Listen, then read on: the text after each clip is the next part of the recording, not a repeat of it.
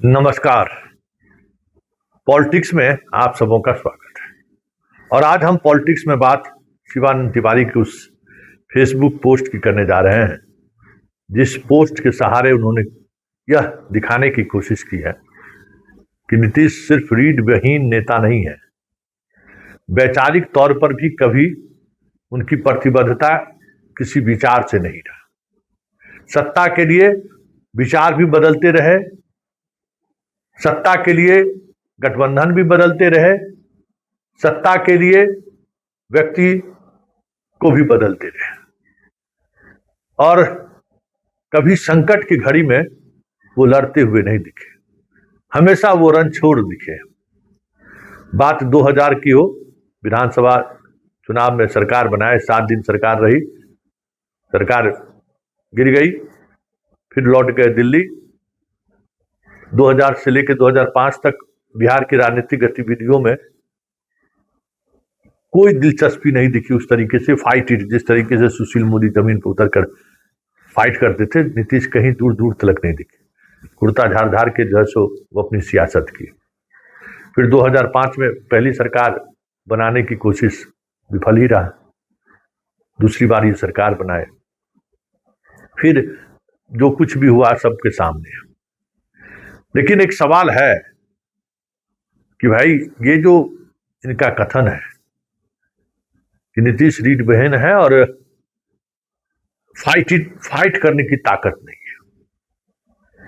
स्वाभाविक तौर पर शिवानंद तिवारी उनके राजनीतिक जीवन के शुरुआती दिनों से ही साथ रहे हैं, कभी बिछड़े भी हैं।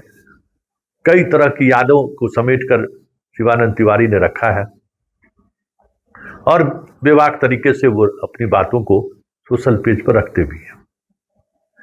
जितनी भी आलोचना करना हो कर लीजिए, लेकिन शिवानंद तिवारी बोलेगा तो बोलेगा, चाहे वो लालू के बारे में हो, चाहे नीतीश के बारे में, चाहे सुशील मोदी के बारे में, बेबाक बोलते हैं। उनके बेबाकीपन का जरा पोस्टमार्टम हम भी कर देते हैं, क्योंकि 2005 के बाद जब हम पटना आए तो उसी लुटियन जोन की सियासत को बहुत करीब से देखने को मौका मिला और उस कई घटना का हम साक्षी भी हैं। नीतीश राजनीति में रीढ़ विहीन है या फिर फाइट करने की स्थिति में नहीं रहे हैं, इसको लेकर शिवानंद तिवारी जी का मंतव्य या वक्तव्य जो भी हो, लेकिन एक घटना का हम जिक्र करना चाहते हैं कि जब जीतन राम मांझी को गद्दी से हटाने की बात हो रही थी, नीतीश कुमार हाथ खड़े कर दिए थे साफ। जितने योद्धा अभी दिख रहे हैं ना, भुजा पार्टी वाला सब सिलेंडर बोले हुए थे, किसी का कुछ नहीं चल पा रहा था। लग रहा था जैसे पूरी पार्टी जो है मांझी हाईजेक कर दिया है और 8-10 लोग यही, सम्राट चौधरी से सब, महाचंद्र सिंह, नरेंद्र सिंह, सब लोग थे उस समय में जीतन राम मांझी के साथ। शरद यादव खेला होते हुए देख रहे थे, सर्किट हाउस में ठहरे हुए थे, राजकीय अतिथिशाला में संजोग से रिएक्शन लेने के लिए पहुंचे हुए थे। उसी समय में गांधी जी पहुंचे और गांधी जी को शरद यादव ने जो बातें कही हम ऑन द रिकॉर्ड नहीं कह सकते। शरद यादव की जुबान पर जितनी गालियां होती थी, बाबा रे बाबा, सोच नहीं सकते। मतलब नीतीश को क्या नहीं गाली दिया उन्हें। जाओ बनो बड़े, किसने कहा था कि मांझी को मुख्यमंत्री बनाओ? जाओ लो रिजाइन, बुलाओ विधायक दल का बैठक। शरद यादव क्या करेगा? लालू जाकर कहो लालू से बात करने के लिए, यह ताकत लालू में ही है।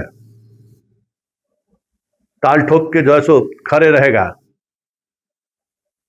चले थे, अभी हम बीजेपी के साथ नहीं लड़ेंगे, अभी हम ये नहीं करेंगे। अरे भाई, कोई थे निर्धारण होता है ना, व्यक्ति से थोड़ी कुछ होता है। मतलब मोदी को लेकर जो इनका फैसला था ना, उसी फैसले को लेकर वो सवाल करते, और उसमें जितनी बातें उतनी गाली। गांधी थर कर रहे थे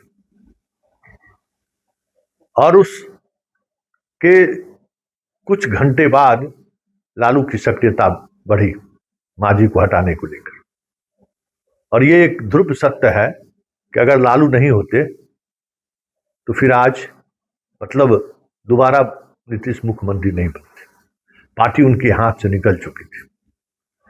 जो ब्यूरोक्रेसी उनकी ताकत थी ना, मांझी उस ब्यूरोक्रेसी को भी जो है कि पूरे सिस्टम को दलित नैरेटिव्स के सहारे तोड़ दिया था। एकदम हैरान थे नीतीश कुमार, जबकि सबसे कमजोर मांझी थे। तो जब ये मांझी से लड़ने की स्थिति में नहीं रहे थे, तो भले संजय झा हो या विजय चौधरी, जितने लोग ये कह रहे हैं कि बात नीतीश की ही होगी, सारी योजनाओं पर काम नीतीश का ही होगा, सरकार नीतीश के मार्गदर्शन में ही चलेगा, यह सिर्फ और सिर्फ कहने की है बात। क्योंकि नीतीश का एक बार गद्दी से उतरना, शिवानंद तिवारी के उस बात में बड़ा दम है कि फिर से वो वापसी कर पाएगा, और अब उस स्थिति में है भी नहीं कि जनता के बीच जा सके। और जनता के बीच भी ये योजना के सहारे गए हैं, चाहे शराबबंदी हो, चाहे जीविका दीदी के पास लाभुक योजना का हो, मतलब अभी तक जनता के बीच ये अपनी योजनाओं के साथ गए हैं, कार्यक्रम के साथ गए हैं, किसी पॉलिटिकल या वैचारिक प्रतिबद्धता के साथ नहीं गए। जो जनता इनको उस विचार के सहारे गोद उठा ले या हाथों हाथ उठा ले। क्योंकि देखिए, राजनीति में कुछ भी कर लीजिए, विचार मायने रखता है। बिना विचार की राजनीति समझिए कोई राजनीति का मतलब नहीं है। इसलिए शिवानंद तिवारी की बात को भले उपहास में उड़ा दीजिए, भले कुछ कह दीजिए, करे शिवानंद तिवारी वैसी बोलते रहते हैं, लेकिन इनके बातों में दम तो है। और ये बात 10 दिन के अंदर ही पता चल जाएगा। नीतीश जी को सत्ता से हटने तो दीजिए। ये अलग बात है कि समय जो है, टाइम बार बार इनको बाहर ले आता है। जब जब ये पर्दे के पीछे नेपथ्य में जाते हुए दिखते हैं, परिस्थिति, शहाबुद्दीन ने कहा था ना कि परिस्थिति के सीएम, इसमें कोई गलत उन्होंने नहीं कहा था। वाकई में ये परिस्थिति के सीएम थे, और परिस्थिति के सीएम बने रहे। वो जो परिस्थिति है ना, वो परिस्थिति कब इनको वापसी करा दे, ये कहना बड़ा मुश्किल है। लेकिन फिलहाल इनकी बातों में जो दम है, इनकी बातों में जो कटाक्ष है, वो एक सच ये भी है कि नीतीश कुमार की राजनीतिक शैली कभी भी कोई विचार से ओतप्रोत नहीं रहा है।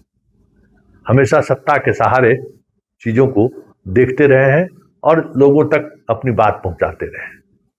जब सत्ता ही नहीं रहेगा, तो जब इनका प्राण तो सत्ता है ना, जब वही छीन जाएगा तो फिर इनके होने और नहीं होने का मतलब क्या है। चलिए, पॉलिटिक्स में इतना ही, इजाजत दीजिए, नमस्कार।